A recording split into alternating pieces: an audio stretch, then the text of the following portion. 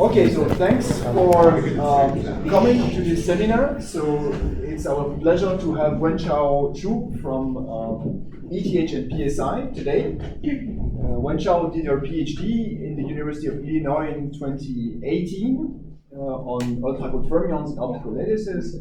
And then she moved to MIT in the group of Vladan Vuletic, where she spent 4 years working on Rydberg atoms and quantum optics experiment. And since last year, she is a joint professor position at ETH Zurich and the Porsche Institute, where she's developing a quantum engineering group. So please, we're looking forward to your presentation. Yeah. Thank you for the nice introduction and the invitation. This is actually my first time visiting EPFL, so it's pretty nice. I enjoyed my discussion and level 2. So today I will talk about quantum science with Rydberg atoms. I think for the audience here, we all know these exciting directions promised by quantum science and quantum technology. So to keep making progress, especially towards the realization of a general purpose quantum computer, what we need is to have a large-scale quantum system with precise controllability and programmability at the single quanta level. Among many promising experimental platforms, architecture based on neutral cold atoms, especially using arrays of individually trapped atoms, has become one of the leading architectures during the past few years, and we have witnessed a rapid progress. So today I will focus on this type of approach. Here is the outline of my talk. At the beginning, I will give a brief introduction on how to use arrays of individually trapped atoms as a programmed quantum processor for quantum computation and simulation. Next, I will share our ongoing effort in my own group now, which aims for building a new architecture with new features, hopefully can circumvent some current challenges, such that we can explore some frontier scientific topics in quantum information dynamics. So how to build up a quantum computer or simulator with neutral cold atoms? Well, the story starts by cooling down atoms, cooling down vapors in a vacuum system with laser beams, with a lot of things. That's some lab photos from my MIT lab. And here is a photo showing 1 million rubidium atoms with temperature below 100 microkelvin, and it's just taken by a cell phone. So we know if we want to encode qubits or spins, in principle, we just need to find a quantum system with more than 2 distinguishable states. So for neutral cold atoms, we can encode spins and atoms with different atomic states, and these states can be coherently manipulated by sending some external electromagnetic fields. Atoms has one advantage, that they are naturally identical. Therefore, it is relatively easier to assemble individual atoms together to form a large-size array. There have been very well-established techniques to do this. For example, we can use some optic device, like this special light modulator, to generate arrays of optical tweezers with arbitrary configuration. And each optical tweezer is a tightly focused Gaussian beam, and it can hold one and only one atom inside.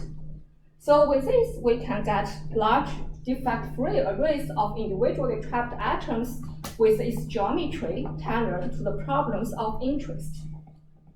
So if you Google atom arrays online, you will find many nice-looking figures. Like this one is from Antoine Brouwer's group in Paris, kind of obviously, right? So here, each bright dot is a single atom, and they can even make a 3D Eiffel Tower-shaped thing with 126 atoms. And you can make some funny movies like the Super Mario movie made by Michel Lukin's group at Harvard. So all of these are entertaining, but to make things more fun, we would like to have interactions between these atoms. Otherwise, things here can be more or less described by single particle physics. So how to have interactions between these atoms if they are a few micrometers away? One of the approaches is to use the Rydberg atoms. So Rydberg atoms simply refer to an atom which is highly excited, and it has a valence electron excited to an energy level with very large principal quantum number n. And as a result, this valence electron will have a large orbital radius really far away from the atomic nucleus. To give you a comparison for ground state atoms, the orbital radius is about 0.5 nanometer. But if you go to a state with principal quantum number, say 80, this radius can reach 0.5 micrometer length scale, which is a factor of 1,000 difference. As a result, this Rydberg atom will have a large electric dipole moment, and we know the interactions between neutral atoms can be induced by their electric dipole-dipole interaction. So between two identical atoms, the interaction between them has this van der Waals shape. For ground state atoms, such interaction string is so weak that it's completely negligible.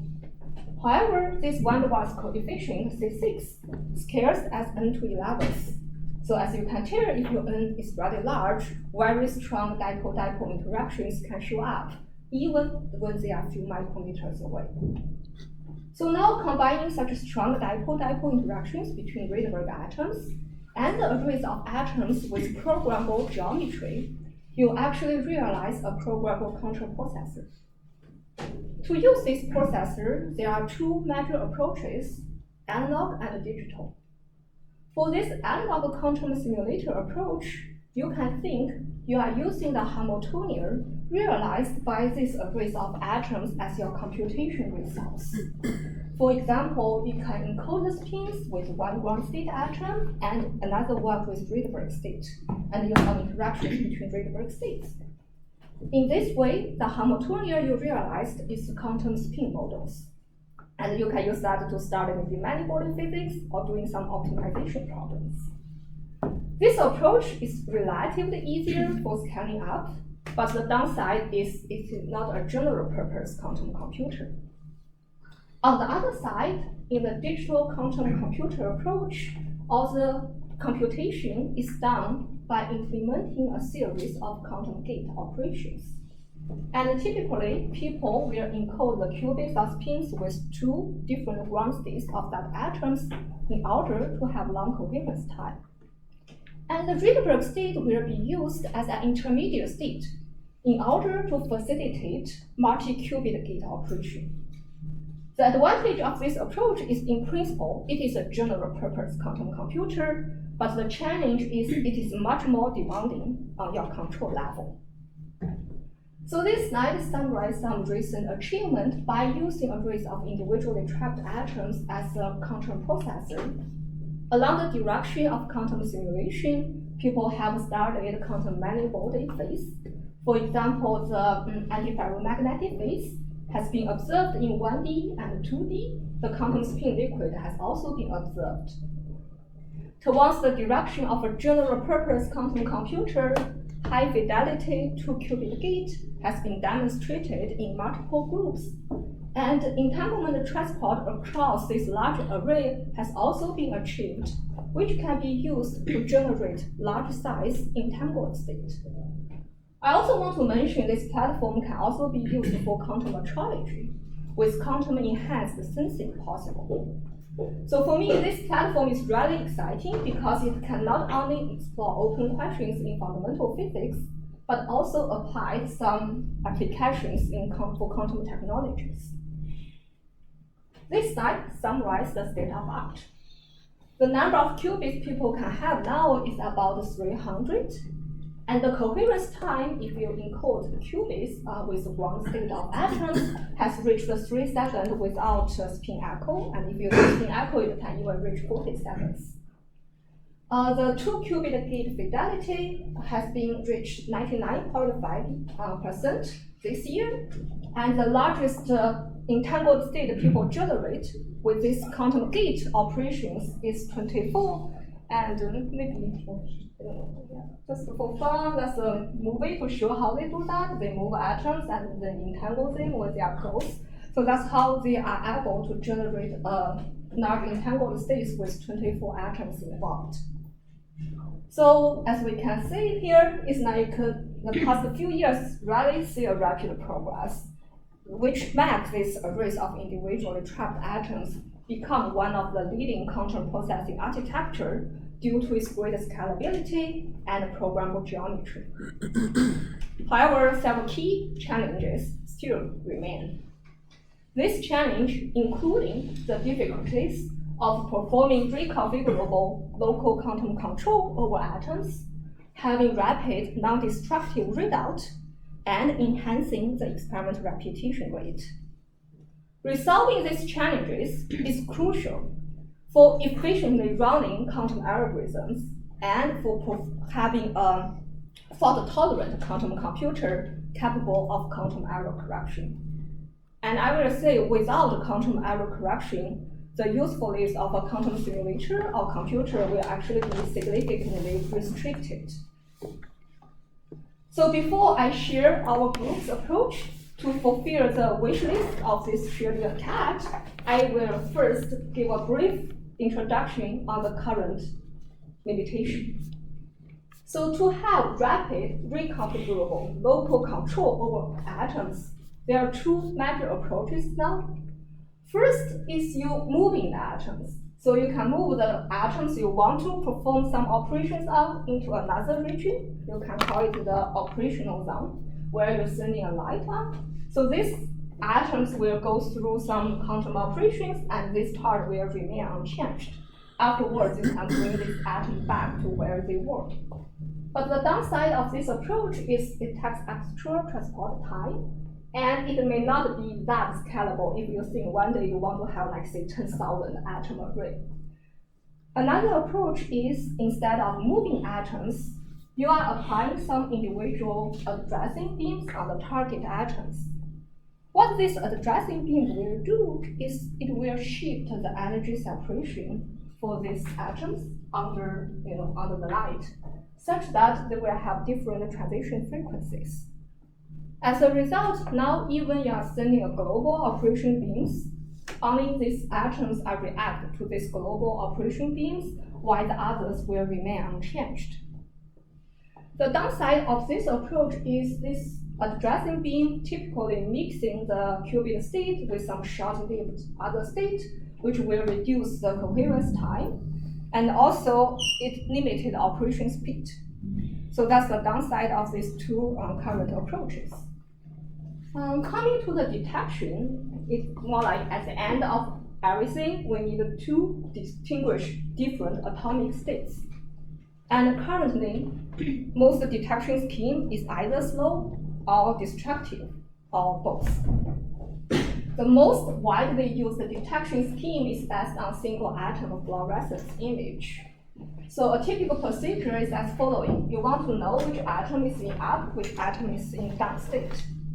And you can first repair one type of the atoms outside the optical tracers such that the optical tracer becomes empty.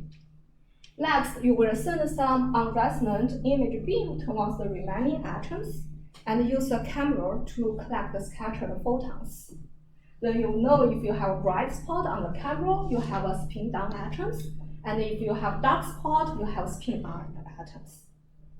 This single atom fluorescence image is typically slow, takes 10 milliseconds or longer. That is because absorption cross-section of a single atom is small, so you have to wait some time in order to collect enough number of photons on your camera to have good signal-to-noise ratio. Also, crosstalk is kind of unavoidable in this approach. That is because even you are managed to send the image beam individually to one certain atoms, the scattered photons will be reabsorbed by the one you don't want to detect, such that the quantum information stored in the middle one will still get decohered. So that's a crosstalk. Another downside of this approach is it induces atom loss is a destructive measurement. And the fact that atom got lost during detection brings another problem, which is a low experiment repetition rate.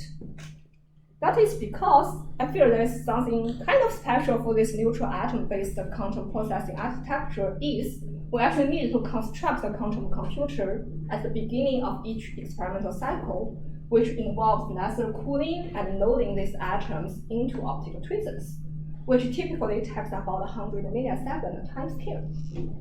Afterwards, some extra work is needed. That is because loading one and only one atom into optical tweezer is a stochastic process. So some optical tweezers initially are actually empty. So in order to achieve the target configuration, you have to do some rearrangement. And as you can tell, for large two-dimensional array, the rearrangement algorithm itself is even not trivial, and it also takes 15 millisecond timescale typically. Then you can do some quantum processing, which can be done fairly fast, like 10 to 100 microseconds, depending on how many operations you are doing. Then at the end, you do the readout, it takes maybe 10 milliseconds. But because this readout induces atom loss, in order to perform the next run on this quantum processor, you have to restart from the very beginning. This makes your time spent on the quantum part is even less than 0.1%. This is super inefficient, right? That's the downside of no experimental repetition for it. So how we can resolve these challenges and make the Shirley cat happier? What we plan to do is we want to do a new architecture with new features. So that comes to the second part of my talk. So what we plan to do is to build a dual-type, dual-element atom array, which we hope to have some exciting features. So this is a schematic showing our proposed architecture.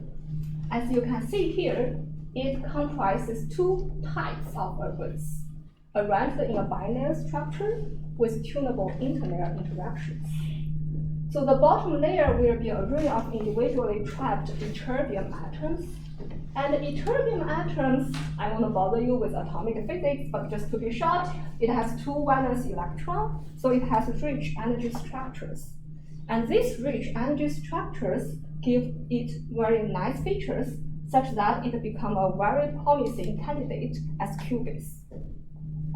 And the top layer is an array of small atomic clouds, each containing a few hundred rubidium atoms inside.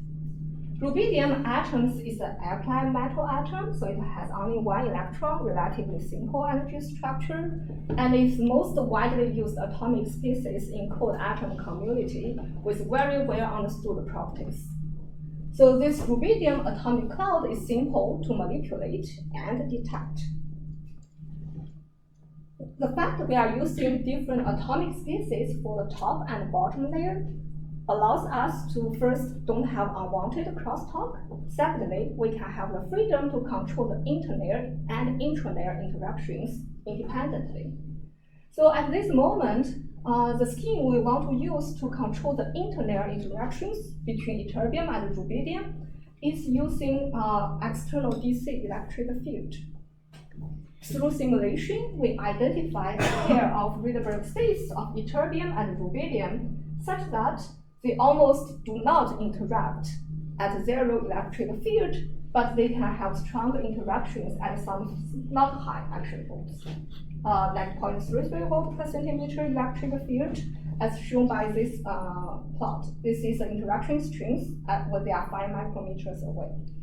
Such interaction strings is comparable to Rydberg interactions between two identical atoms, but it can be tuned easily by changing the external electric field.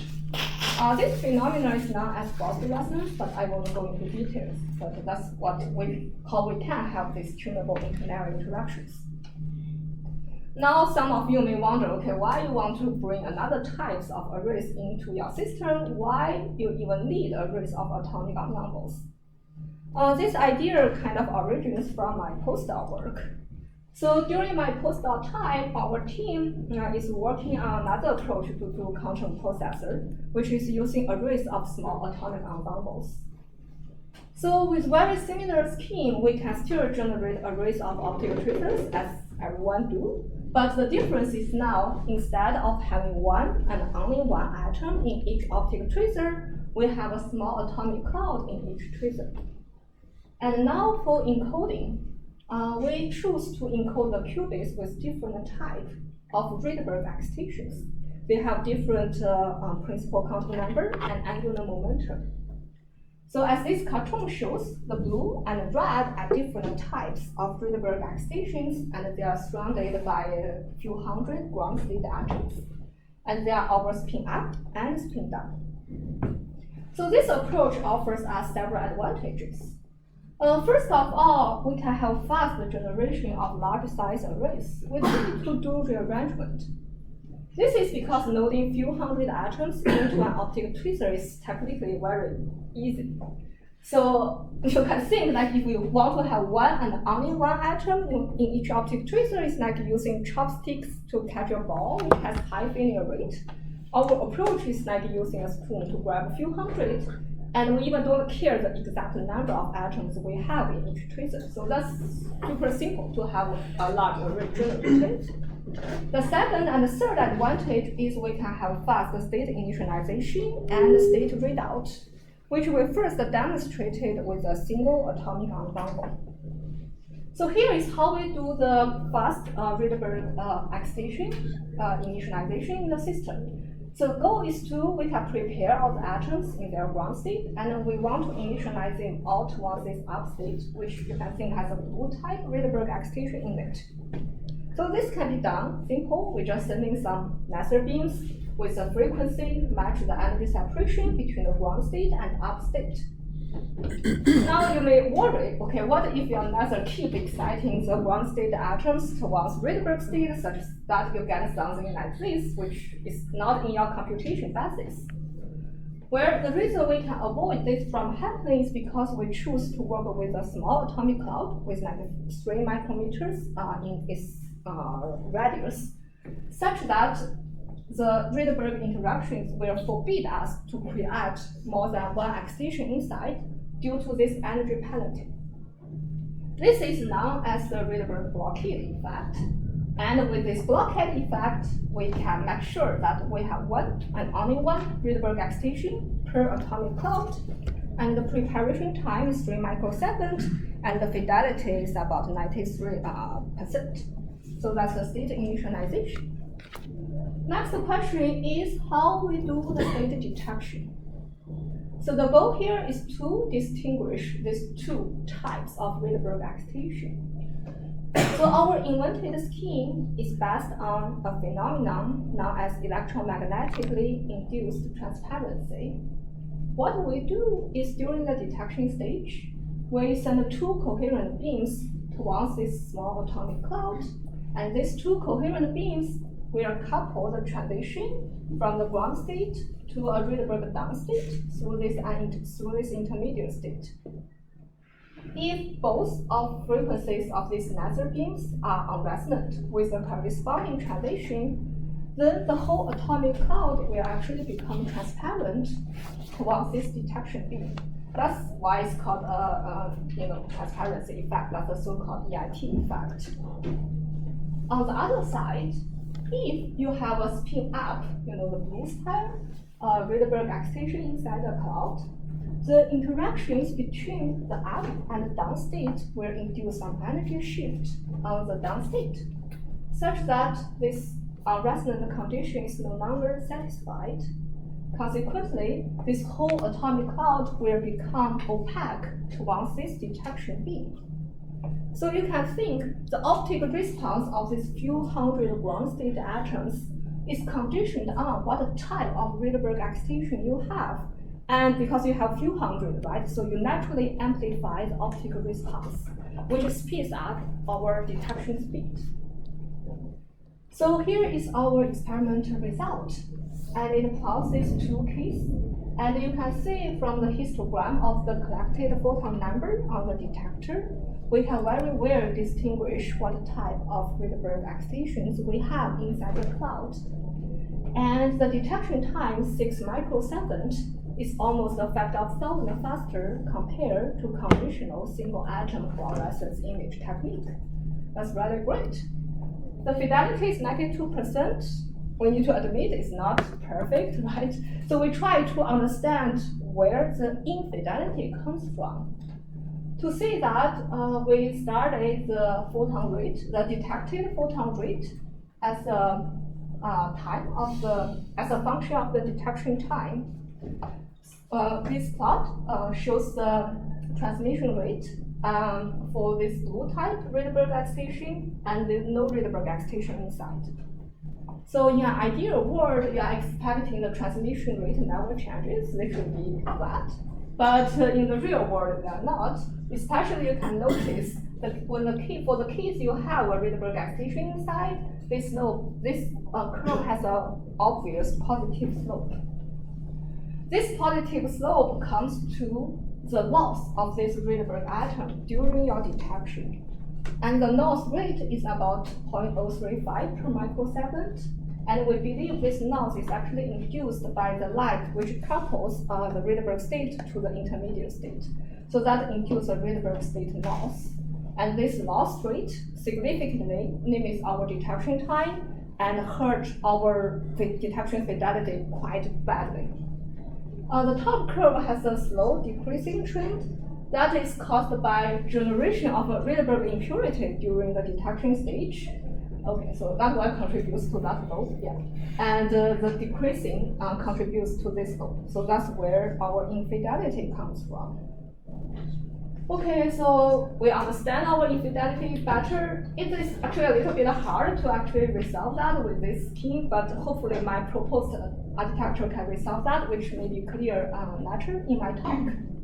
So anyway, although the fidelity is not 99.9, which we hope to have, but it is a non-demolished measurement. That is because if we look at the correlation of the photon counts during the first 6 microsecond detection window and the next 6 microsecond detection window, you can see the photon count, the readout result for the second detection window agrees with the first one. And also this detection won't induce atom loss, which means if we want to perform a next run with this control processor, we can directly start from the control processing part instead of restarting it from the atom cooling and loading part. So we can have a much higher experimental repetition rate. Yeah. Then last but not least, we also want to show we can do some qubit operations. So we first just demonstrated with single atom, single qubit. So what we do here is we want to drive the transition between up and down. And the driving transitions here is about 6 gigahertz, which are actually pretty nice frequencies to work with because there are so many commercial electronic devices available to generate such frequency.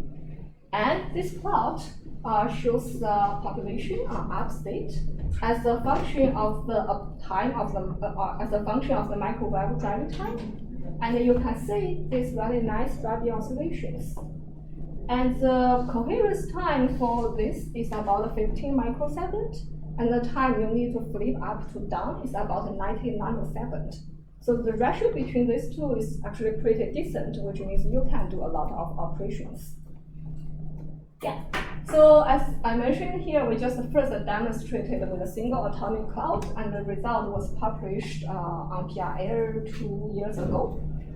And I also want to mention there are more recent results on non-demolition. Okay, that's a typo. Demolition measurement from multiple groups, but most of them are still slow, takes like 10 or 15 milliseconds.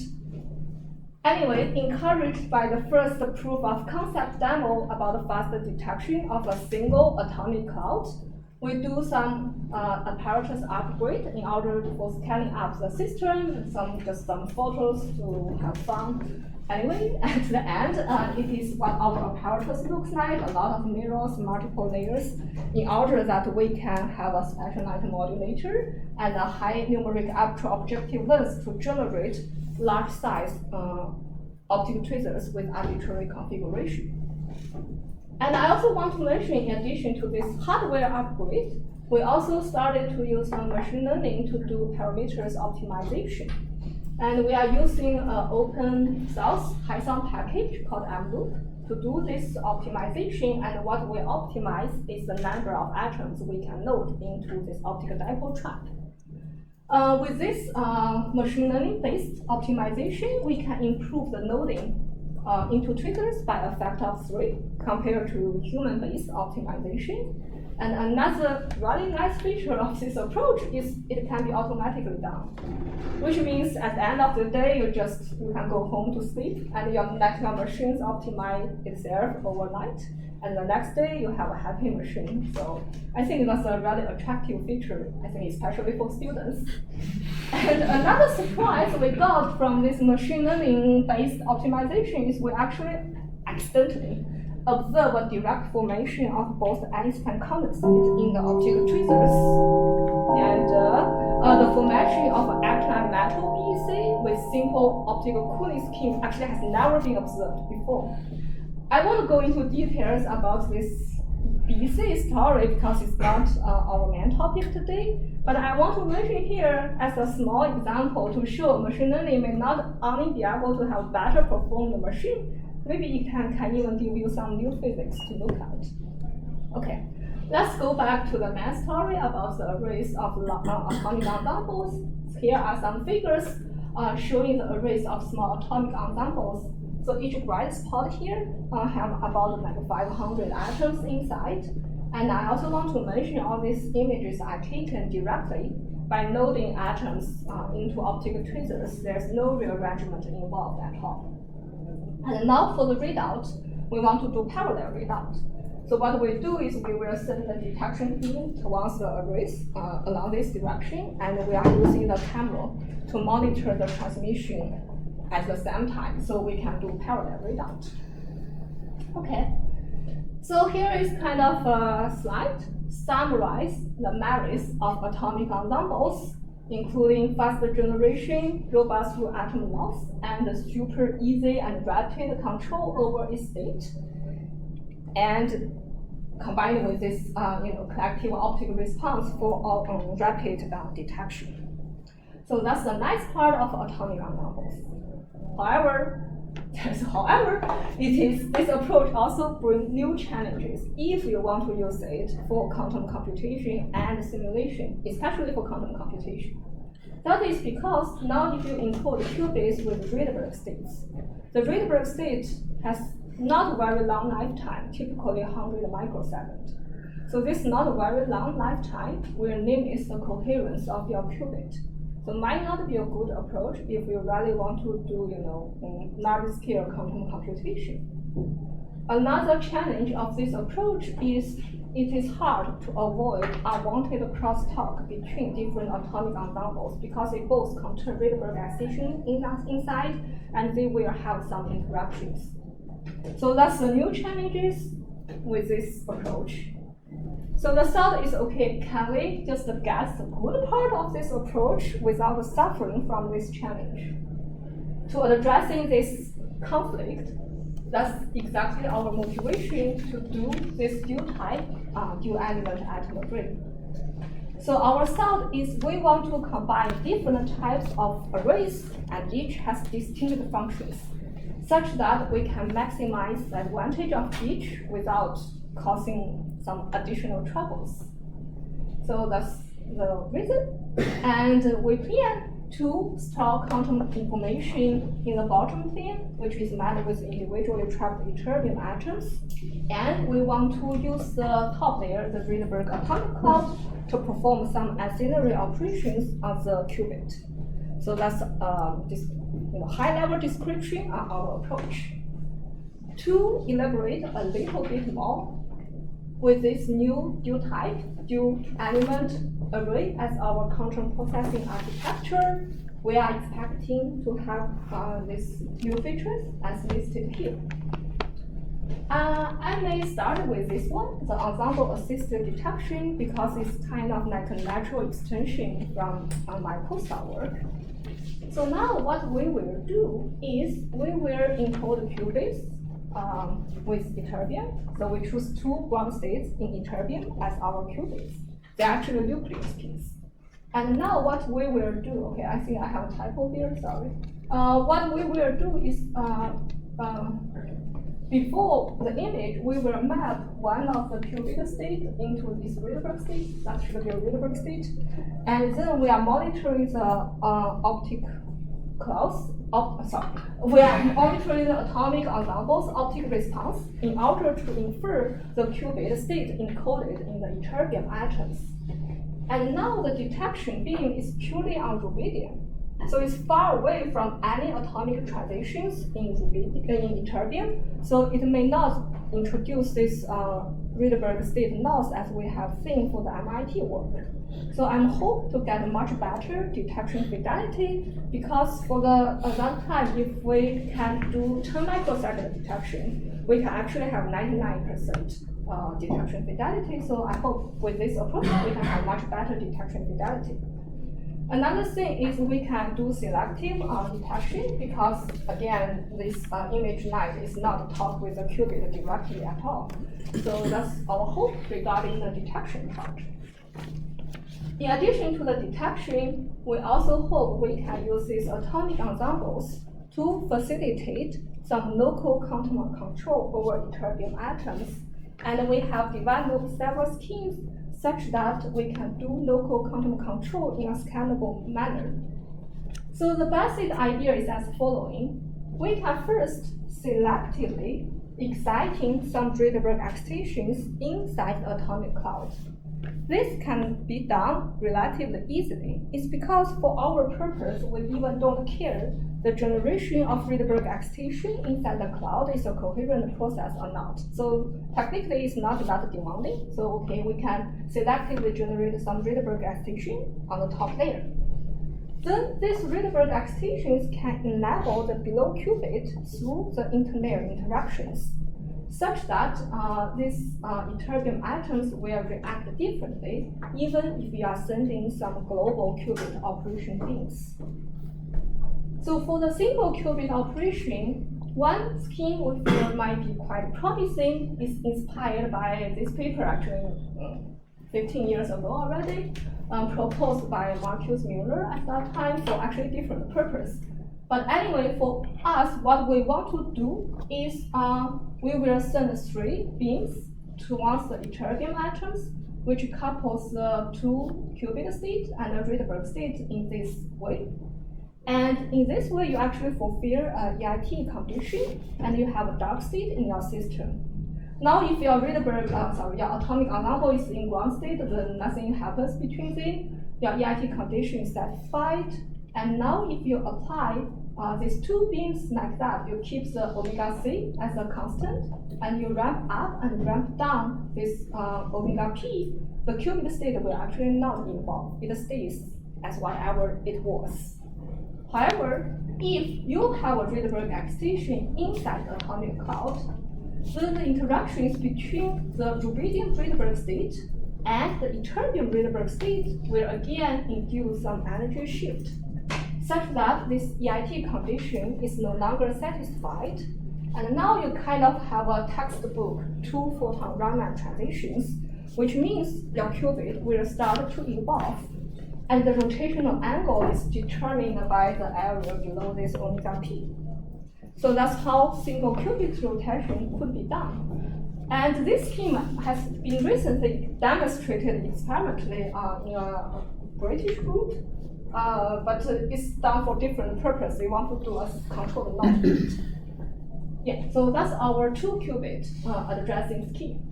And for the 2-qubit operations, we have 2 different ideas, but I will just introduce one here. I also want to go into too much details. So that's the experimental sequence. The idea is we can apply some microwave field on the rubidium atomic cloud Rydberg state, such that at the end of the day, we can do a ZZ type gate operations on ytterbium atoms. So that's how we are able to generate 2-qubit gate operations by locally control the Rydberg state inside the atomic ensemble. And similar schemes can be also used to measure stabilizers, which means if we have an atomic cloud in the middle of these 4 ytterbium atoms,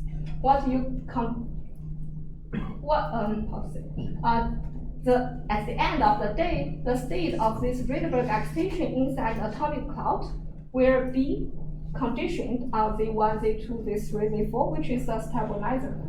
And for those of you who are familiar with the conception of stabilizers, you also must know how important the stabilizer measurement is for many quantum error correction protocols. So in this way, we can do stabilizer measurement by monitoring the optical response of this atomic cloud. So that's what we are quite excited to try once we have our apparatus. Okay, so that's the expected features on the technique side. And I will say at this moment, we are still in the very initial building stage for our apparatus. I actually haven't had my permanent lab space ready at this moment.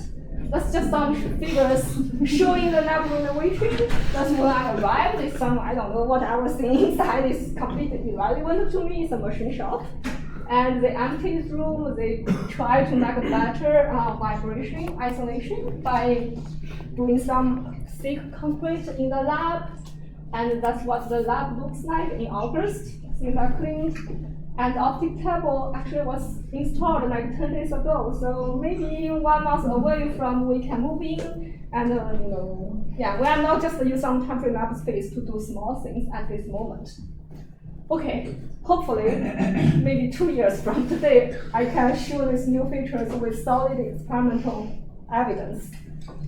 So that's our proposed architecture. In the last maybe few minutes I have, I will also briefly share our scientific outlook. So as I mentioned, I think these new features given by this architecture can allow us to explore some frontier topics in quantum information dynamics. So we know the creation and manipulation of quantum entanglement plays a key role in quantum science, which essentially is a dynamic process. And we know through the interactions between quantum particles, the quantum entanglement emerges and spreads out, right? So start understanding the dynamics of quantum information is an important topic, and it actually connects multiple fields, including quantum thermalization, non-equilibrium dynamics, and even quantum gravity, but it is also a hard problem because the complexity of quantum many-body system. The Hilbert space is so large that it's beyond any classical computer can simulate. So I think my platform can play new ways to control and probe quantum information dynamics. Therefore, maybe we can answer some of the open questions here. So what I mean is, regarding control, we can actually use our atomic ensembles to generate some initial local entanglement state, like bare state or graph state, and study how it spreads out inside these quantum many-body systems. And we can also use our atomic ensembles as an engineered environment, such that it can maybe have some engineered dissipation during this evolution and see how this dissipation's effect on the quantum information dynamics.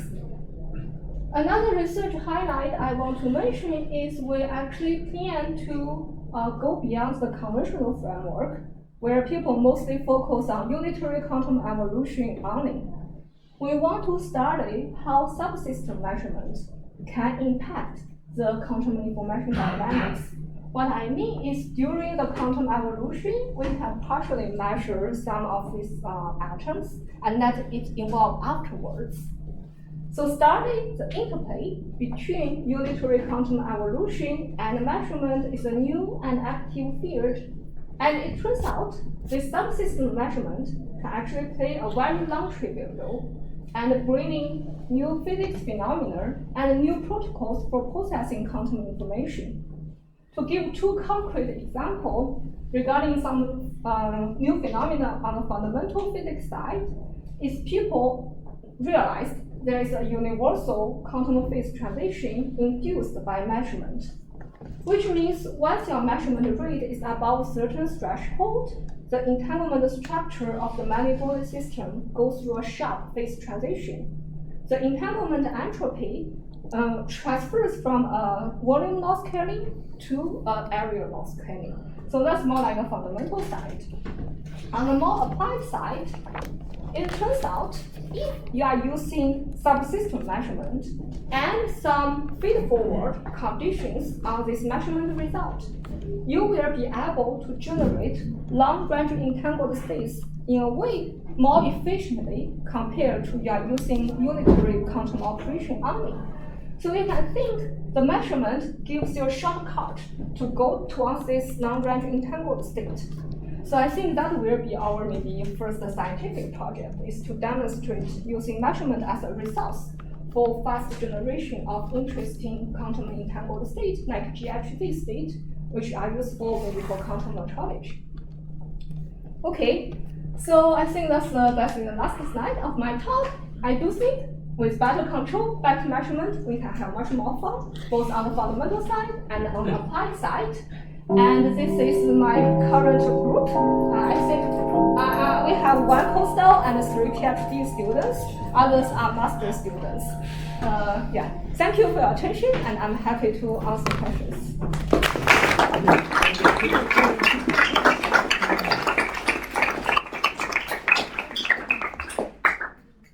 Questions?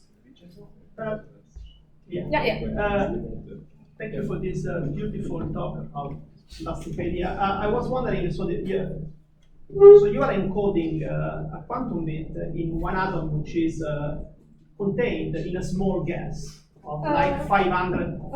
That's the MIT approach, yes. Yes. Yeah, I mean, this gas somehow must induce some decoherence. Yes, right. So I was wondering, your 15 microsecond T2 star, is it due to the shock? I mean, because that must be a limitation. Have you estimated what gives that 15 microsecond coherence time? What limits that T2 time, right? Yes.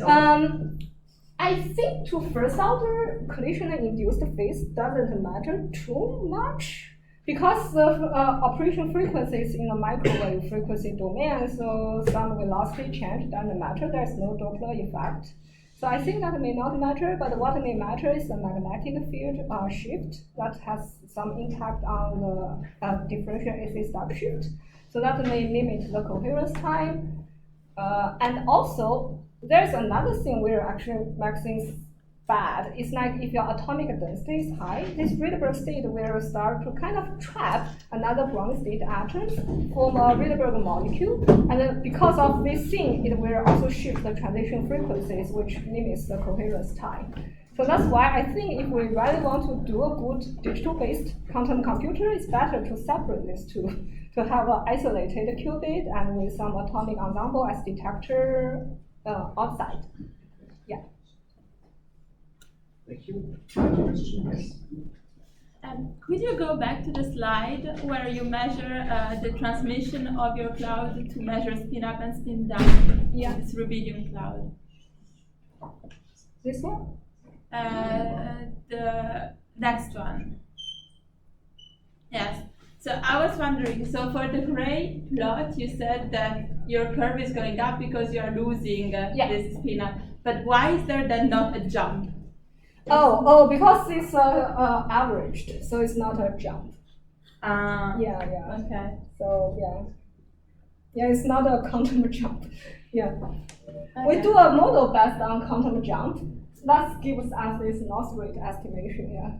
So, but this curve itself is averaged. So you cannot do a single shot measurement of these curves.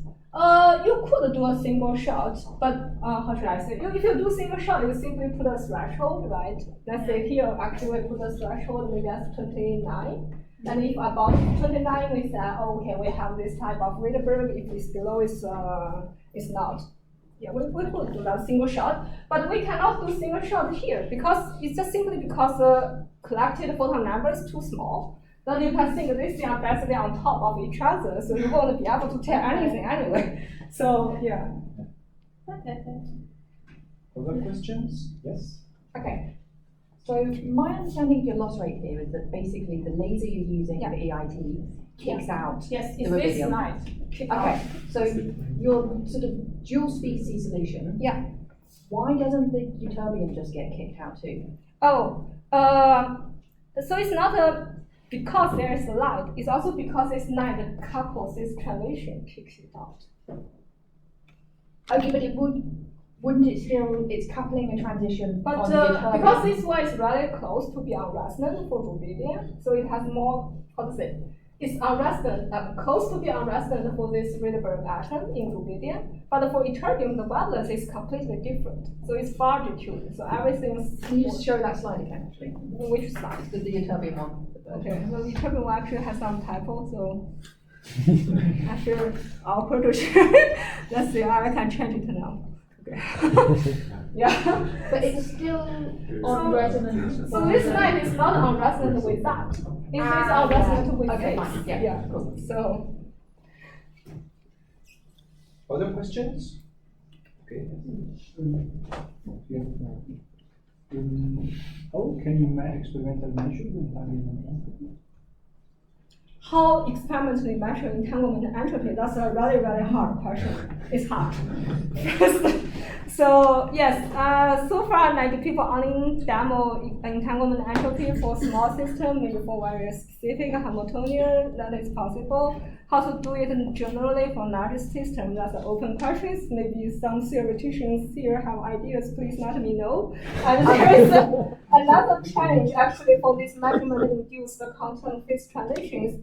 It's actually you need to record the results, and you have a quantum trajectory for each condition on whatever your measurement result is. And you can easily see as your evolution time goes up, your system size goes up, this thing goes up exponentially. And in order to collect enough data, I don't know, it takes maybe forever. So there is also another ongoing research to study how we can reduce the overhead in order to say measurement-induced quantum phase transitions. There are some small demo now with ions, maybe with 9 ions, but it's a small system. Maybe that's already at the limit that the experiment can handle if you do a full quantum tomography style thing. But I know, for example, Berkeley has, what's his name? Ahmed Adman. He's trying to do some, I don't know, he's proposing to do some hybrid thing such that you do not need to, because at the end, the difficulty comes to, you need to have something that they have the same result. You do 100 measurement, and you want to have this 100 measurement that gives you the same result, which as your system goes up is almost impossible. So that's not like that. So how to avoid this post-selection on your measurement result is also an active research field. Yeah, for single qubit gates, you showed an EIT approach that results in a round transition in the end, right? Yeah. How do you expect the gate times to compare to the? It won't be very fast, unless I have to admit, because this one you need to be a diabetic process, so it's maybe about 2 microseconds. So it's not fast. Yeah. Also true for the 2-qubit gate is also about 1.5 microseconds, and our current simulation fidelity is maybe 99.5, limited by the Rydberg lifetime of the rubidium Rydberg states. More questions? Bit of a technical question. So the tweezer array is made with this acoustic modeling. Yeah. If one day all of these fidelities reach the numbers, the question is, what is the plan for scaling up? Okay, that's also a good question. So when you want to scale up, it comes to your resolution and also power limited, right? Because you have finite power you can send to. So I guess the question can be broken down into 2 stages. If you want to have 20 atoms, I think it's still feasible with this approach. You may need to have multiple special night modulator in order to take care of the different regions of the arrays. And also you may need a very fancy microscope objective lens such that you have big field of view. But this thing I will say, okay, maybe you can pay money to solve that. Maybe it's not a problem. But the problem will show up if you say, I want to have 1 million atoms, 1 million qubits. Then I think that's even beyond I just simply spending money and I can solve that. Then in this case, you might have to use multiple modules and you need to somehow figure out some quantum network between these 2 different modules in order to effectively have a large size quantum computer. Yeah. I have a related highly technical question. Yeah. So when your lab is up and running in X years' time and you have your large array, what sculpture are you going to produce out of your atoms? What? What image are you going to I see. Where? Okay, that's a good question. I can produce our group logo. Yeah. I thought maybe a cowbell or matterhorn. I mean, this is a simple logo created by special light modulator, but there are no atom inside, so it's fake. So, yeah. My question is more basic. I'm just confused. How does the optical tweezer not decohere the Rydberg atom you're trying to keep? I see. Yeah, because they are kind of far detuned from atomic transitions. Okay. So it is, how should I say, it doesn't, in principle, it doesn't decohere that bad. Right. And you can actually work with so-called magical wavelengths as your trapping frequencies, which means you always shift these two qubit energy levels together. So even if there's some power fluctuation, since you fix that, it doesn't matter too much. Yeah. Okay. So that's how people actually will be able to achieve this like a 3-second coherence time with nuclear spin. Yeah. Okay. What? I mean, apart from the scalability issue, how does this technology compare with the trapped ion one? Because they are very similar, but the Yes, so we are both using atoms. It's just one is neutral, one has a charge. So I will say for neutral atoms, this approach, one advantage compared to ion communities, for us, 1D, 2D are basically the same thing. There is no overhead from 1D to 2D, but for ions, it's actually really hard to have two-dimensional ions. It's possible, but it's much harder compared to the 1D case. And for us, the scalability is also easier because for ions, they couple different ions through this motional mode, and this spectrum will get dense and dense when you have more ions, so it's hard to do control, but for us it's different, so we do have that advantage. But there's also another downside if we want to compare with ions, because ions actually has arbitrary connectivity. We don't at this point, because this connectivity is basically limited by the interaction range. Of course, you can move atoms to some extent have this arbitrary connectivity, but it's the extra step you have to do in order to have this arbitrary connectivity. Yeah. And their fidelity is still leading the community. Our fidelity is catching up, but still not reaching the level of ion cap. Yeah. Okay. My question is also on the basic, like what is the temperature that we need to make this array? Yeah. So I think one thing, maybe I don't know what's the background, but I want to mention for us, we don't use any cryogenic system. So everything is in room temperature. What we cool down, when we say we cool down atoms, it's more like we are slow down the velocity of atoms. And we want to make it go to the motional ground state of that optic tweezers, which corresponding to a temperature roughly say 1 microkelvin. Yeah. But it's not a cryogenic cool down, it's more like laser beams cooling down. Okay, so one more urgent question before we close. Otherwise, let's thank Wenchao, okay?